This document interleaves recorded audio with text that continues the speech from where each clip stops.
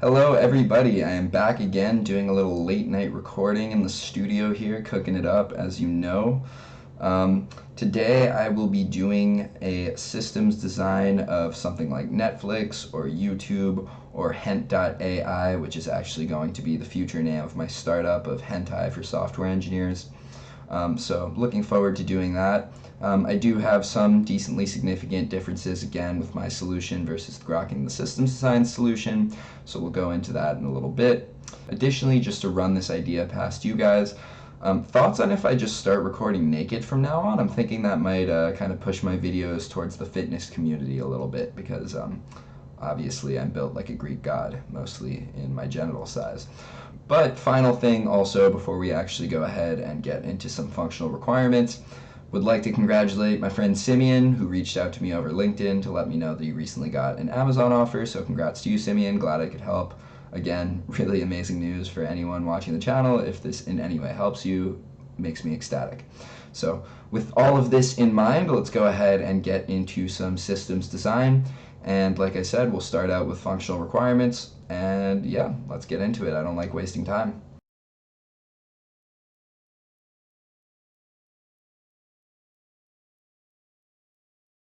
All right, so as far as the functional requirements go, I can basically come up with like five. You want to be able to upload videos, you want to be able to view a video, so basically to fetch it by an ID. You want to be able to perform searches on video titles, I'll touch upon that in a little bit. You want to be able to perform searches on video titles, and although I say perform searches here, I'm not asking us to actually build like an in-house search index here. We can talk about search indexes and stuff later, but I'll have a dedicated video for building a distributed search index. We want to be able to record statistics of videos like likes and comments and views, and then I already mentioned comments, but yeah, just be able to comment on videos generally speaking.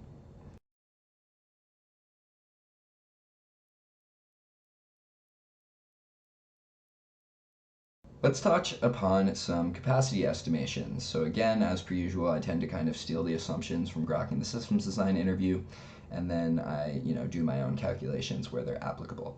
So according to grokking, they basically estimate 1.5 billion total users, where 800 million of those are daily active users.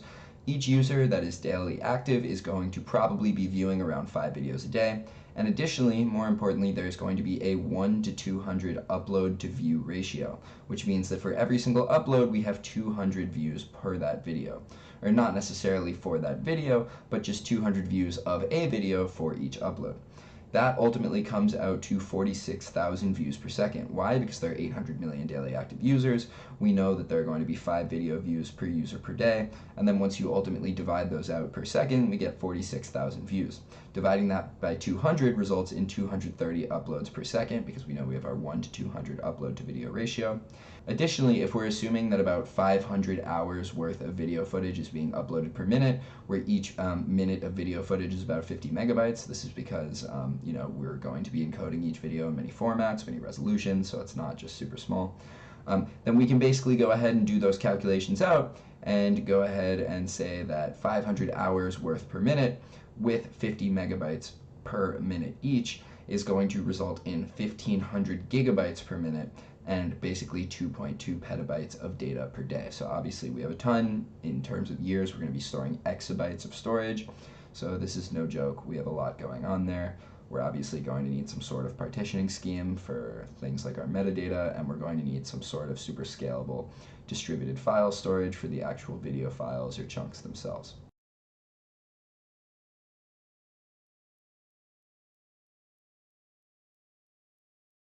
Alrighty, for the API, there are going to be basically 2 main endpoints, then we'll talk about 3 others that we're not going to focus on as much.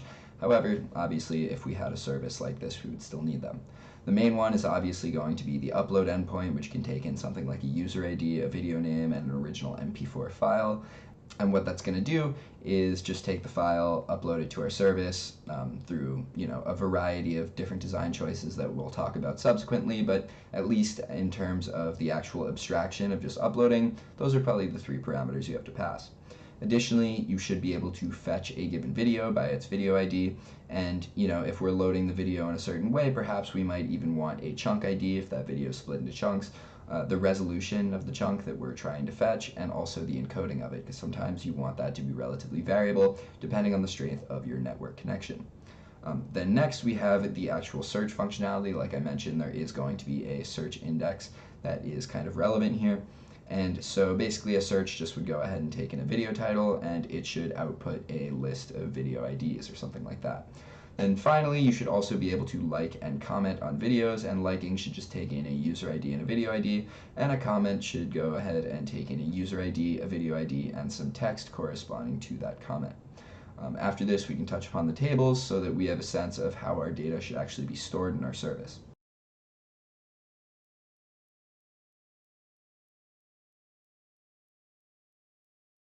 So basically, I'm of the opinion that we should have the following 4 tables, more or less. We should have a users table, obviously, with a user ID, an email, and a password hash. It's pretty self-explanatory, and we've basically had one of these in every single video that we've done so far. We should have a video table, which should have some sort of unique video ID, a name of the video so that we can eventually search based on that. Perhaps a likes counter, or if we really want to make things easy for us, we could do like a video likes table where we keep track of which user actually liked things, and this might be better for analysis purposes to show which user liked a video and which hasn't, and it would also make things easier to be able to unlike a video or to make sure that users don't do it multiple times. But for now, sure, I'll keep it simple and just do a typical likes counter, and then also just a time of upload. Next, I'm going to have a video chunk table. Now, if you watched my Dropbox or Google Drive design video, this is a very similar concept there, where each video is broken into these small, say 4 megabyte chunks or something along those lines, and each chunk is maybe going to have a hash to make sure that it isn't being duplicated or something like that. It can have a video ID field, which should be indexed so we can quickly find all the video chunks corresponding to a given video ID, and then also some sort of S3 URL or URL in the file store that allows us to quickly access it from whatever blob or file store that we'll be using. Finally, I also wanted to have a comments table. I'm assuming that comments are going to be single layered here, and we're not just going to have all these parent and child comments. If we did, then we would have a different schema. So I basically just had comments with a primary comment ID, a video ID, which should be indexed so we can quickly load all of those comments, the text of the comment, and also the time of the comment. And again, if we want to be able to like comments, we want to be able to reply to comments, this is going to require more functionality within our database, but it's all still relatively manageable, and I'll let you guys think through that as kind of an exercise for yourselves. It's really not too crazy.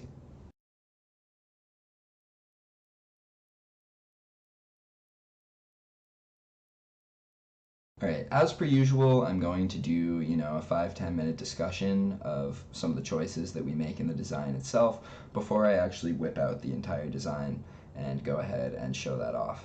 Anyways, basically the first thing to consider is this, and this is where I kind of deviate from grokking the systems design interview a little bit.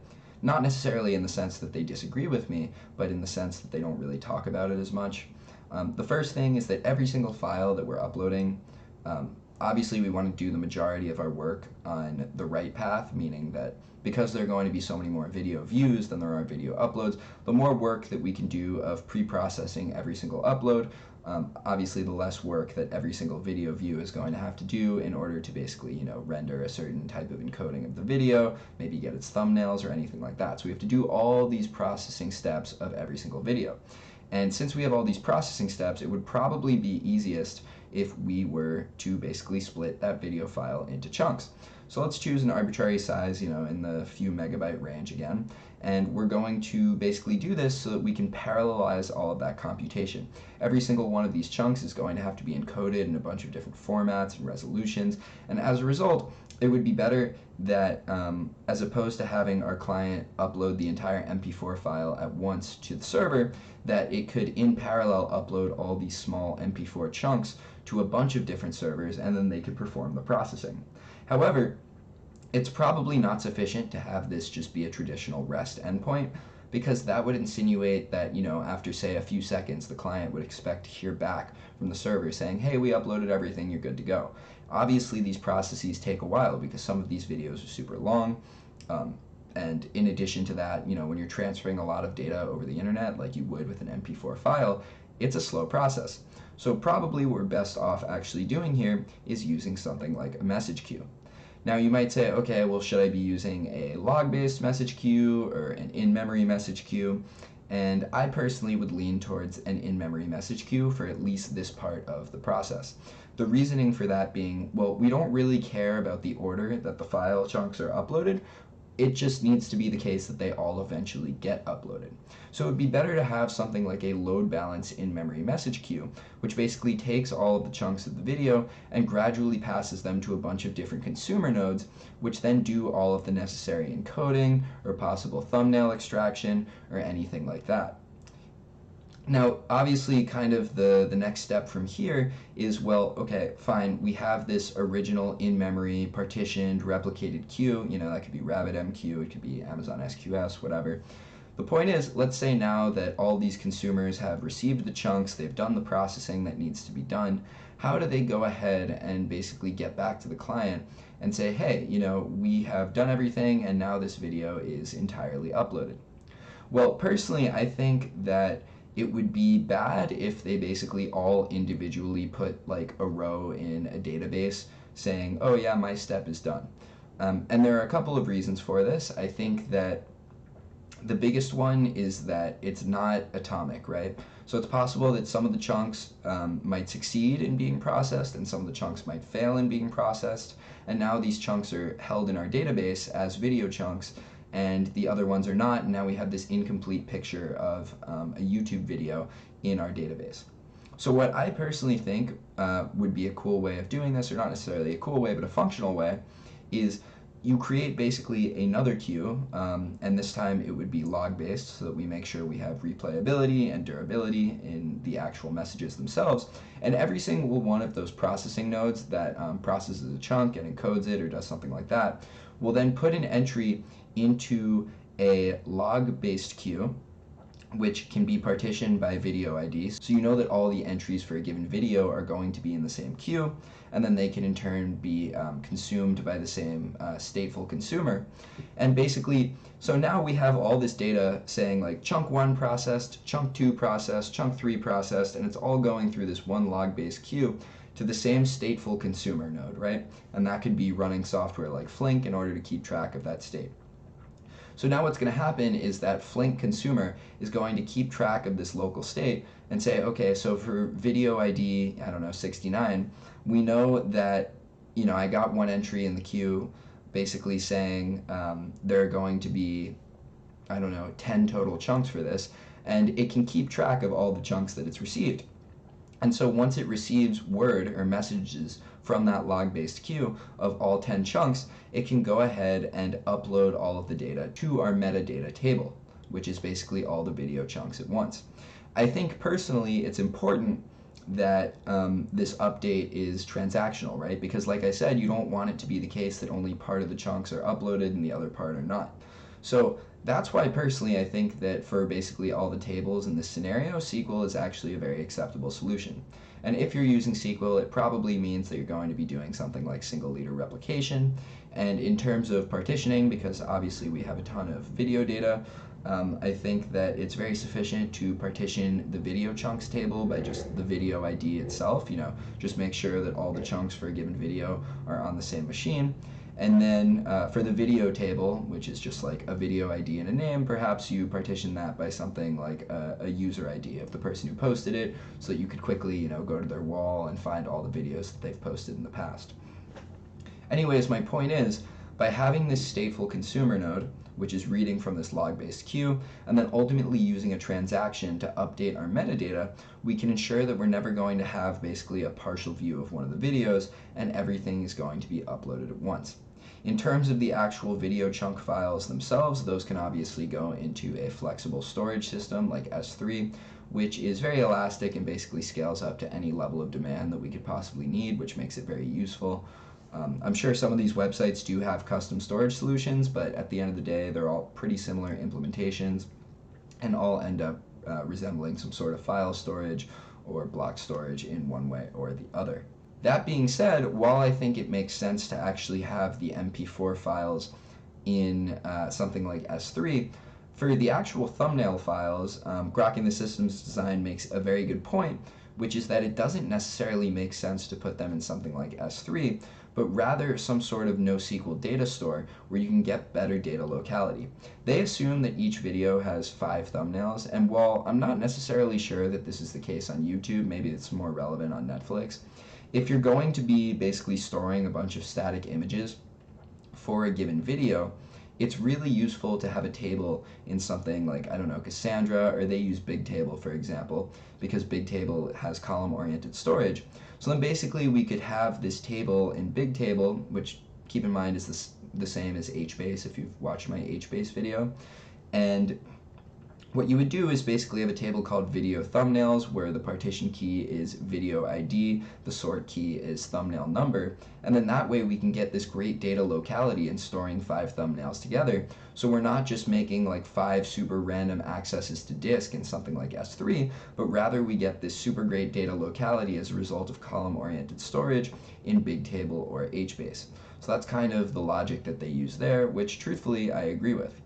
As far as loading videos go, like I said, everything that we're doing, we're optimizing for the read path, which is if I am, creating a video, it's totally fine if it takes a couple hours to upload, but if I'm viewing a video, it better get to me as fast as possible and it better render as fast as possible.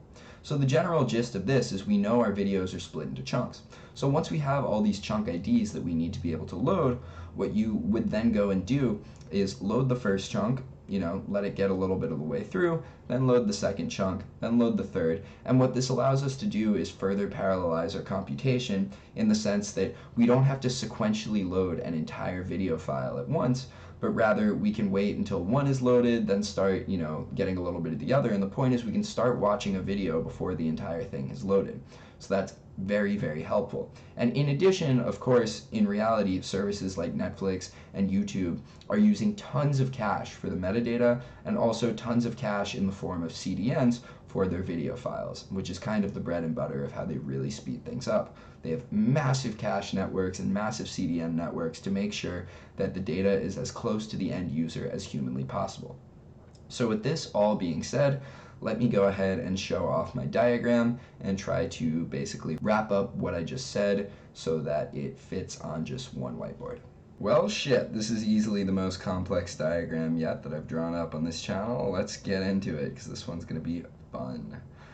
Okay, firstly, we are going to start out with our typical client, as one does, which hits the load balancer. I didn't really state it explicitly here, but we can run this with some sort of redundant configuration in order to make sure that it's not a single point of failure, e.g. active-active or active-passive configurations.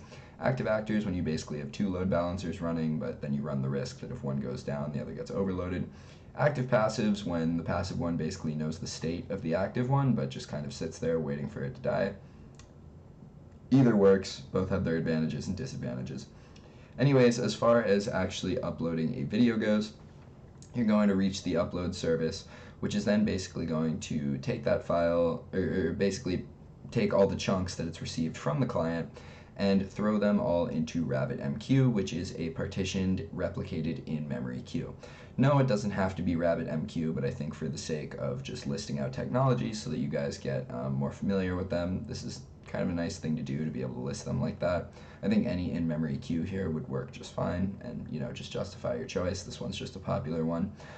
So anyways, once that basically chunk data goes into RabbitMQ, it can be load balanced or basically fanned out into any one of a number of encoders, perhaps even multiple encoders if a chunk has to reach basically multiple levels of encoding or resolution or anything like that.